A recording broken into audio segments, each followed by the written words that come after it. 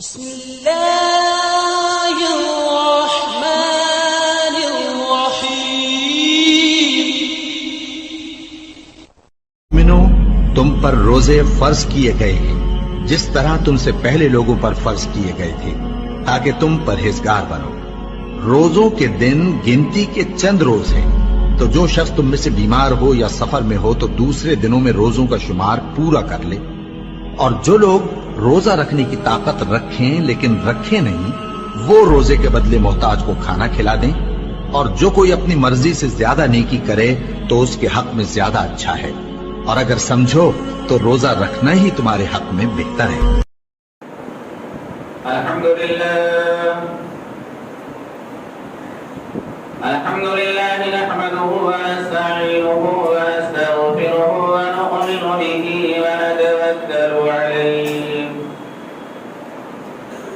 ونعوذ باللہ من شرور انفسنا ومن سیئات اعمالنا من يهده الله فلا مضل له ومن يضلل فلا هادي له وأشهد أن لا إله إلا الله وحده لا شريك له وأشهد أن محمدا عبده ورسوله أما بعد فإن خير الحديث كتاب الله وخير الهدي هدي محمد صلى الله عليه وسلم وشر الأمور محدثاتها وكل محدثة بدعة وكل بدعة ضلالة وكل ضلالة في النار أعوذ بالله من الشيطان الرجيم بسم الله الرحمن الرحيم يا أيها الذين آمنوا اتقوا الله حق تقاته ولا تموتن إلا وأنتم مسلمون يا أيها الناس اتقوا ربكم الذي خلقكم من نفس واحدة وخلق منها زوجها وبث منهما رجالا كثيرا ونساء واتقوا الله الذي تساءلون به والأرحام إن الله كان عليكم رقيبا يا أيها الذين آمنوا اتقوا الله وقولوا قولا سديدا يصلح لكم أعمالكم ويغفر لكم ذنوبكم ومن يطع الله ورسوله فقد فاز فوزا عظيما وقال الله تبارك وتعالى في سورة البقرة يا أيها الذين آمنوا كتب عليكم الصيام كما كتب على الذين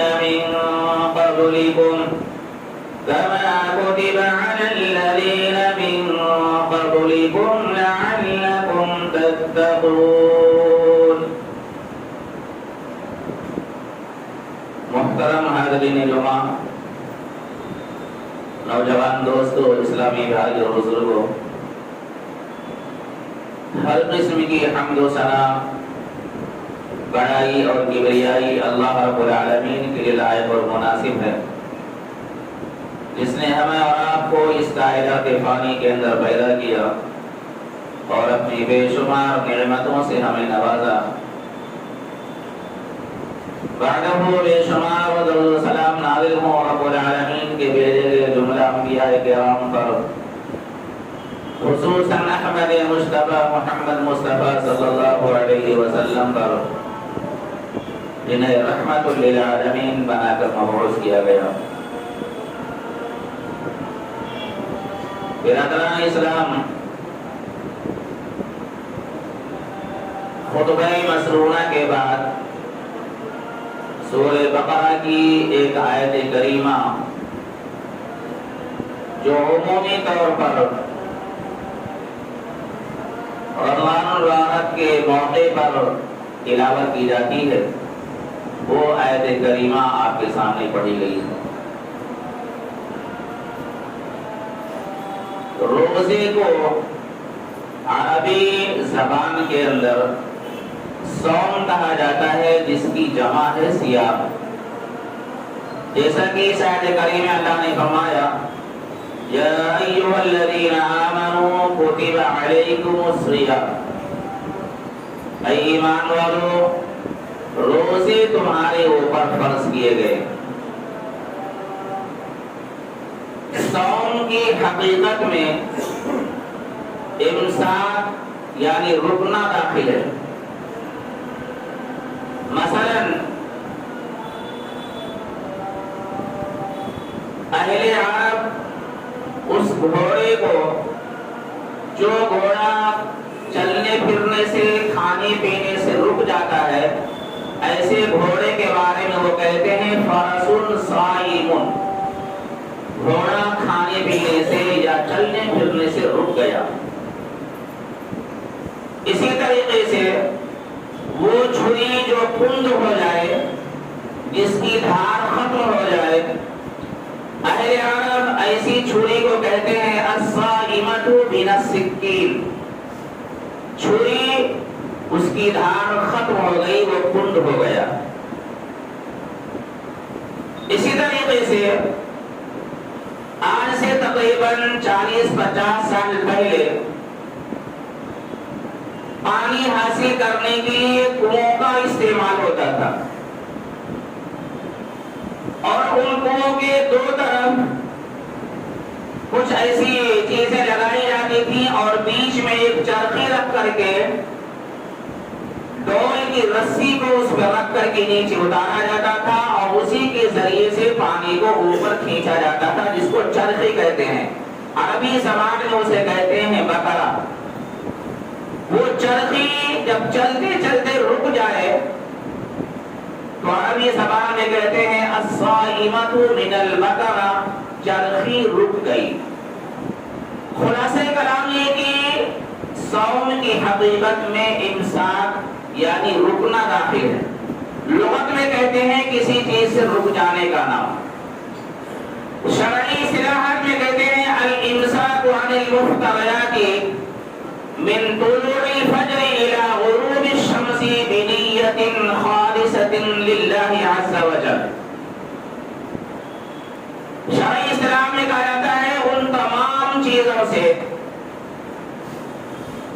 رک جانا جس سے شریعت نے ہمیں روکنے کی اجازت دی، صبح صادق سے لے کر کے غروب شمس یعنی سورج کے ڈوب جانے تک اللہ رب العالمین کی رضا اور اس کی خوشنودی حاصل کرنے کے لیے، تو شرعی اصطلاح میں اس کو کہتے ہیں روزہ۔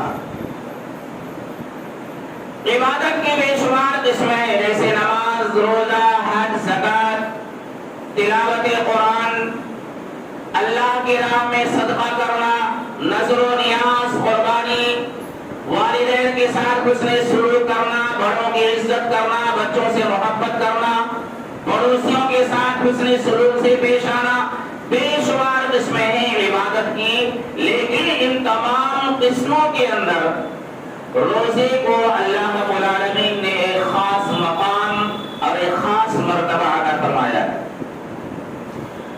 اور اس امتیازی پہلو کو امام بخاری رحمۃ اللہ علیہ کتاب التوحید کے اندر حدیث قدسی کی روشنی میں حضرت ابو ہریرہ رضی اللہ تعالیٰ عنہ سے ایک روایت لے کر کے آتے ہیں۔ وعن ابی ہریرہ رضی اللہ عنہ قال قال رسول اللہ صلی اللہ علیہ وسلم یقول اللہ عز وجل الصوم لی وانا اجزی بہ۔ حضرت ابو ہریرہ رضی اللہ تعالیٰ عنہ فرماتے ہیں کہ رسول اکرم جناب محمد رسول اللہ صلی اللہ علیہ وسلم نے فرمایا کہ اللہ رب العالمین فرماتا ہے کہ روزہ میرے لیے ہے اور میں ہی اس کا بدلہ دوں گا۔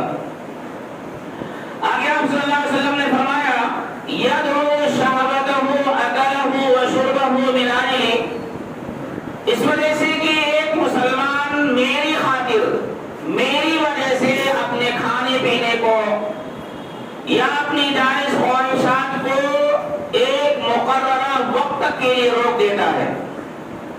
آپ صلی اللہ علیہ وسلم نے فرمایا کہ الصوم جنۃ، روزہ یہ ایک ڈھال ہے. رسول اکرم صلی اللہ علیہ وسلم نے مثال بھی ایسی چیز سے دی کہ اس زمانے کے اندر ڈھال ایک اہم چیز تصور کیا جاتا تھا. لڑائی کے دوران دشمن کے مقابلے سے بچنے کے لیے لوہے کا ایک اوزار ہوتا ہے جسے دشمن کے وار سے بچا جاتا ہے. ایک ہاتھ میں تلوار ہوتی تھی اور دوسرے ہاتھ کے اندر وہ ڈھال ہوتی تھی. تلوار والے ہاتھ سے مد مقابل پر حملہ کیا جاتا تھا اور دشمن کے وار کو ڈھال والے ہاتھ سے روکا جاتا تھا، بچا جاتا تھا. تو آپ صلی اللہ علیہ وسلم نے فرمایا کہ الصوم جنۃ، یہ روزہ ایک ڈھال ہے انسان کو برائیوں سے روکنے کے لیے، بے حیائیوں سے، فحش حرکتوں سے روکنے کے لیے روزہ ایک ڈھال ہے. پھر آپ صلی اللہ علیہ وسلم نے فرمایا کہ الصوم وللصائم فرحتان، روزہ رکھنے والوں کے لیے دو خوشیاں میسر ہوتی ہیں. ایک خوشی اسے اس وقت میسر ہوتی ہے جب وہ دسترخوان پر بیٹھتا ہے روزہ افطار کرنے کے لیے، اور دوسری خوشی اسے اس وقت ملے گی جب وہ اللہ رب العالمین سے قیامت کے دن ملاقات کرے گا، تب اس کو وہ خوشی میسر ہوگی. ہم جانتے ہیں کہ روزہ رکھنے کی وجہ سے معدہ انسان کا خالی ہوتا ہے اور خالی معدے سے مختلف قسم کی بو انسان کے منہ سے نکلتی ہے. اللہ کے نبی جناب محمد رسول اللہ صلی اللہ علیہ وسلم نے فرمایا کہ وہ بو جو منہ کے ذریعے سے نکلتی ہے اللہ رب العالمین کو مشک سے زیادہ وہ پسندیدہ ہے. تو یہ ہے روزہ. روزے کے اندر اس حدیث کے اندر جو سب سے پہلی بات بیان کی گئی کہ الصوم لی وانا اجزی بہ، اللہ رب العالمین فرماتا ہے کہ روزہ میرے لیے ہے اور میں ہی اس کا بدلہ دوں گا. ایک سوال آپ کے ذہن میں آئے گا کہ روزہ کیا عبادت کی جتنی بھی شکلیں ہیں وہ سب اللہ رب العالمین کی ہے. روزہ نماز ہم کس کے لیے پڑھتے ہیں؟ اللہ رب العالمین کی رضا کے لیے. اس کا بدلہ کون دے گا؟ اللہ ہی دے گا. قربانی ہم کس کے لیے کرتے ہیں؟ اللہ کی رضا کو حاصل کرنے کے لیے، اور اس کا اجر اور بدلہ کون دے گا؟ اللہ ہی دے گا. اسی طریقے سے تمام عبادتیں محض اللہ رب العالمین کی رضا اور اس کی خوشنودی کے لیے رکھی جاتی ہیں اور بدلہ بھی اللہ ہی دیتا ہے، کوئی دوسرا نہیں دیتا. پھر یہ سوال پیدا ہوا کہ آخر روزے کے تعلق سے اللہ رب العالمین نے ایسا کیوں کہا کہ الصوم لی وانا اجزی بہ، یہ روزہ میرے لیے اور میں اس کا بدلہ دوں گا. تو آئیے اس کے اندر کچھ حکمت کی باتیں بیان کی گئی ہیں. اس میں سے پہلی چیز یہ ہے کہ روزے کو چھوڑ کر تمام عبادتوں کے اندر ریا اور نمود ہو سکتا ہے، دکھاوا ہو سکتا ہے. مثال کے طور پر ایک آدمی مسجد میں آیا اور اس نے دیکھا کہ چند آدمی بیٹھے ہوئے، وہ نماز شروع کر دیا. نماز کے اندر اس نے لمبا رکوع، لمبا قیام، لمبا سجود اس نے کیا. اب شیطان اس کے ذہن میں یہ بات ڈال سکتا ہے کہ جو لوگ یہاں بیٹھے ہیں ان کو اس بات کا احساس ہو کہ یہ آدمی بڑا ہی متقی پرہیزگار ہے، بڑی لمبی لمبی نمازیں پڑھ رہا ہے، رکوع کر رہا ہے، سجدے کر رہا ہے، قیام کر رہا ہے. تو شیطان اس عبادت کے اندر یہ ڈال کر کے ریا اور نمود اس کی نماز کو برباد کر سکتا ہے. اسی طریقے سے ایک آدمی اللہ کے راہ میں خرچ کرنے والا ہے، غریبوں کے اندر، یتیموں، بیواؤں کے اوپر خرچ کرتا ہے. شیطان اس کے دل میں یہ بات ڈال سکتا ہے کہ لوگ اس کو فیاض کہیں، لوگ اس کو سخی کہیں اور یہ کہیں کہ فلاں آدمی تو بہت ہی دولت مند ہے اور فلاں آدمی جو ہے لوگوں کے درمیان میں بہت ہی پیسے خرچ کرتا ہے. تو ریا اور نمود کے ذریعے سے اس کی اس عبادت کو برباد کر دیا جاتا ہے، کوئی فائدہ اس کو ملنے والا نہیں. ایسی ہی دیگر تمام عبادتیں ہیں جس کے اندر ریا اور نمود جو ہے شامل ہو سکتا ہے، لیکن روزہ اس کے اندر ناممکنات ہے کہ اس کے اندر ریا اور نمود آ جائے. مثال کے طور پر ایک آدمی روزے دار ہے، سخت گرمی کا موسم ہے، دوپہر کا وقت ہے، پیاس کی شدت سے اس کی زبان سوکھ گئی، اس کے گلے کے اندر کانٹے محسوس ہو رہے ہیں. اس نے کیا کیا؟ وضو خانے کے اندر گیا، غسل خانے کے اندر گیا. غسل خانے کے دروازے کو اس نے بند کیا. اب وہاں نہ اس کے گھر والے دیکھتے ہیں، نہ اس کے دوست احباب دیکھتے ہیں، نہ اس کے رشتے دار دیکھتے ہیں. اگر وہ چاہے تو آرام سے گلاس میں پانی لے کر کے 2-4 گھونٹ کیا پوری اپنی پیاس کی شدت کو وہ ختم کر سکتا ہے. اس کی گلے کے اندر جو کانٹے اٹک رہے ہیں وہ ختم ہو جائیں گے، پیاس سے اس کی زبان سوکھ گئی ہے وہ تر و تازہ ہو جائے گی. لیکن اس کے دل میں ایک چیز احساس ہے کہ کل قیامت کے دن جب رب العالمین ہم سے سوال کرے گا، ہم اس کے سامنے جائیں گے، ہم سے پوچھے گا تو اس کو ہم کیا جواب دیں گے. تو رب العالمین کے سامنے جواب دہی کے تصور کی وجہ سے، دروازہ بند ہونے کی وجہ سے وہ گلاس کا گھونٹ اپنی حلق کے اندر نیچے نہیں اتارتا.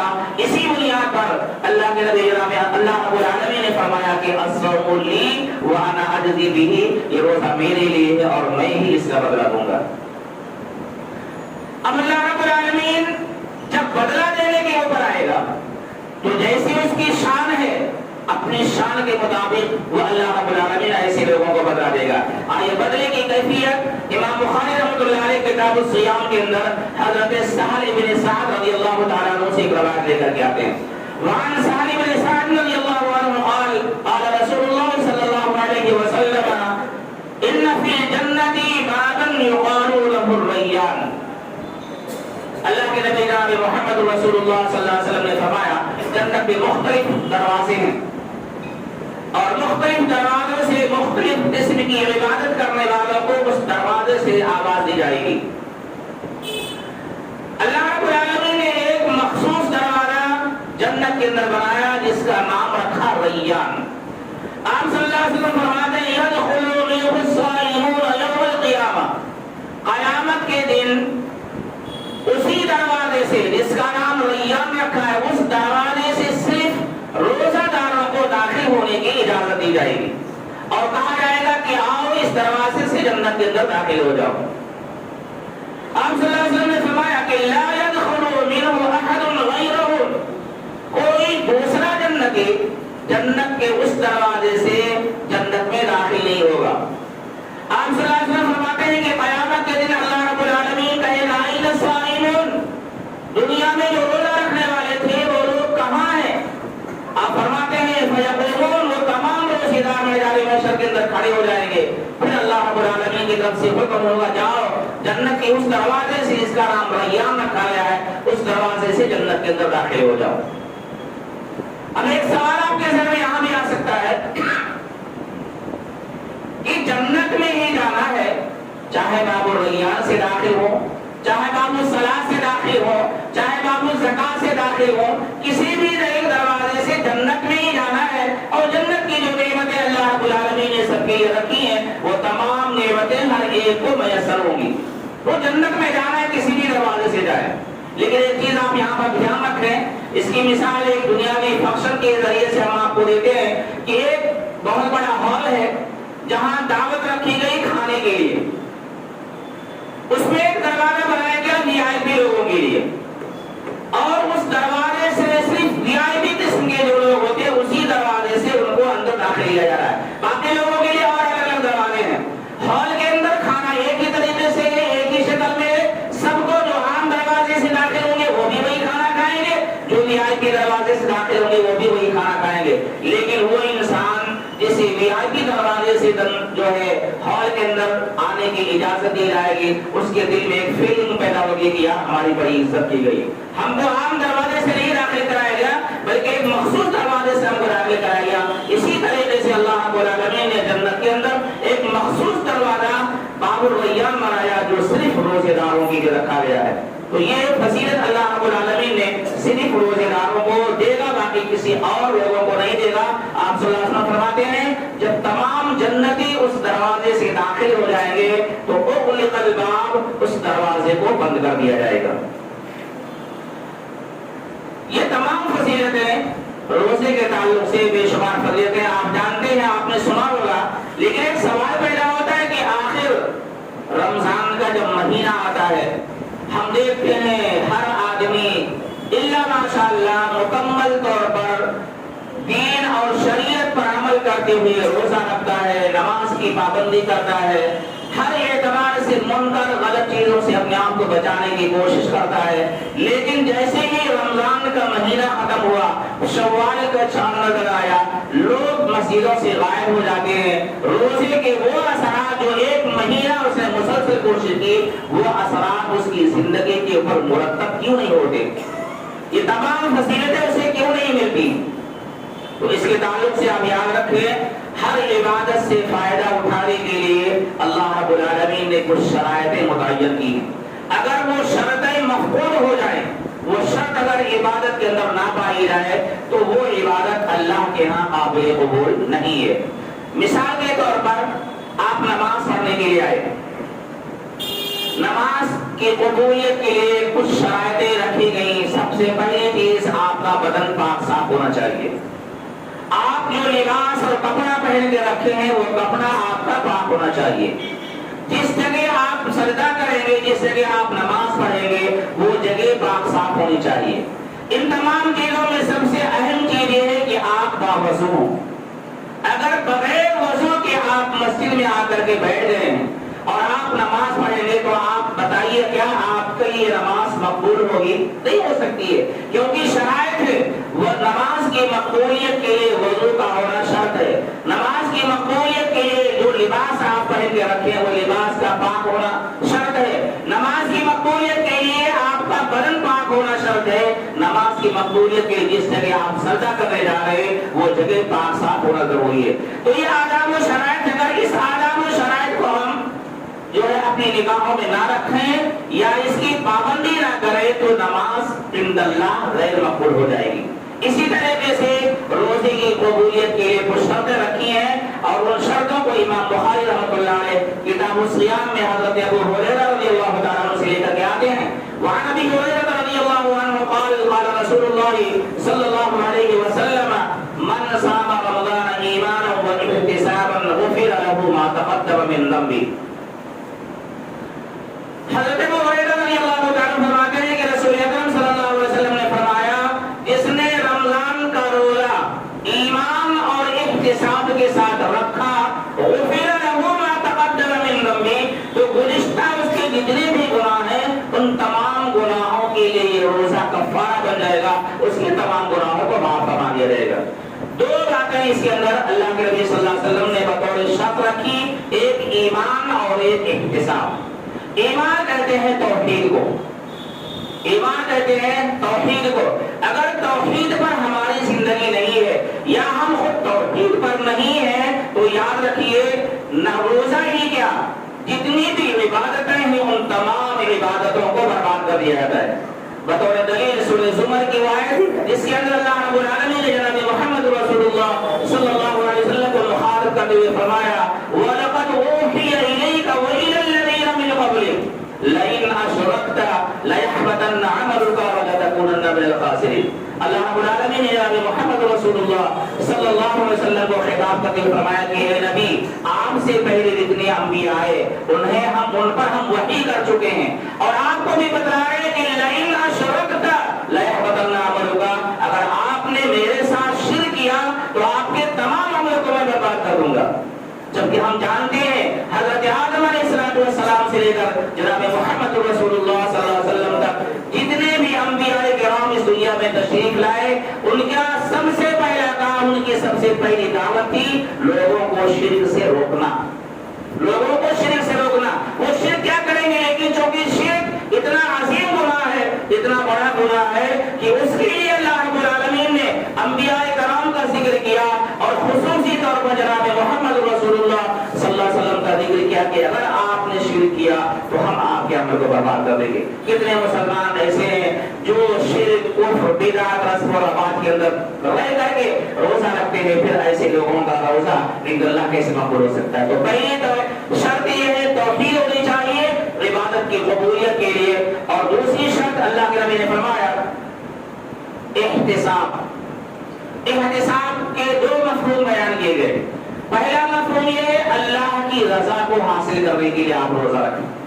یہ نہیں سمجھ کر کے یار کیا کروں رمضان مہینہ آ گیا، نہیں روزہ رکھوں گا تو گھر والے بولیں گے، بیوی بولے گی، ماں باپ بولیں گے، دوست بولیں گے، کیسا مسلمان ہے روزہ ہی نہیں رکھتا ہے، سال میں ایک مہینے کا روزہ ہے تو روزہ ہی نہیں رکھتا ہے۔ بلکہ احتساب کا ایک مفہوم یہ بتایا گیا کہ آپ اللہ کی رضا کے لیے روزہ رکھیں. جب اللہ کی رضا کے لیے روزہ رکھیں گے تو یہ روزہ عند اللہ مقبول ہوگا. اور احتساب کا دوسرا مفہوم یہ بیان کیا گیا کہ آپ اپنے گزشتہ زندگیوں کے اندر غور و فکر کریں کہ ہم نے اب تک کتنے گناہ کیے اور کتنی اچھائیاں کی. جو اچھائیاں آپ نے کی اس کے اوپر اللہ کا شکر ادا کریں.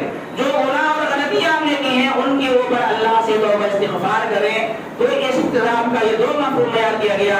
ایک تو اللہ کی رضا حاصل کرنے کے لیے اور گزشتہ جو غلطیاں ہیں ان غلطیوں پر اللہ سے نادم اور شرمندہ ہونے کے لیے آپ روزہ رکھیں گے تو عند اللہ آپ کا یہ روزہ مقبول ہوگا.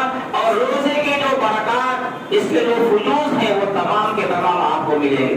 اس کے علاوہ ایک دوسری چیز روزے کی قبولیت کے لیے امام بخاری رحمۃ اللہ علیہ حضرت ابو ہریرہ رضی اللہ عنہ سے روایت لے کر کے آتے ہیں کہ آپ صلی اللہ علیہ وسلم نے فرمایا من لم يدع قول الزور والعمل به فليس لله حاجة ان يدع طعامه وشرابه.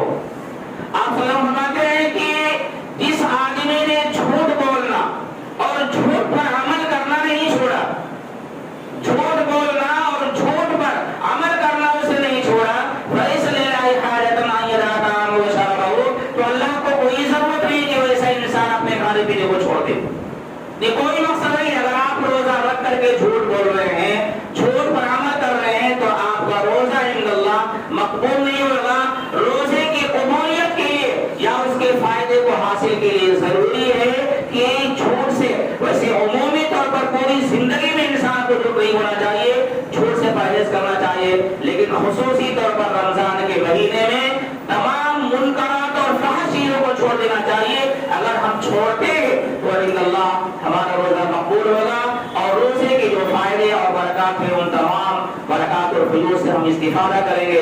آئیے اسی جذبے کے تحت اللہ رب العالمین سے دعا کرتے ہیں کہ رب العالمین روزے کے جو فیوز اور برکات ہیں ان تمام برکات کو حاصل کرنے کی توفیق عطا فرما, اور اسی جذبے کے ساتھ ہم استقبال کریں روزے کا.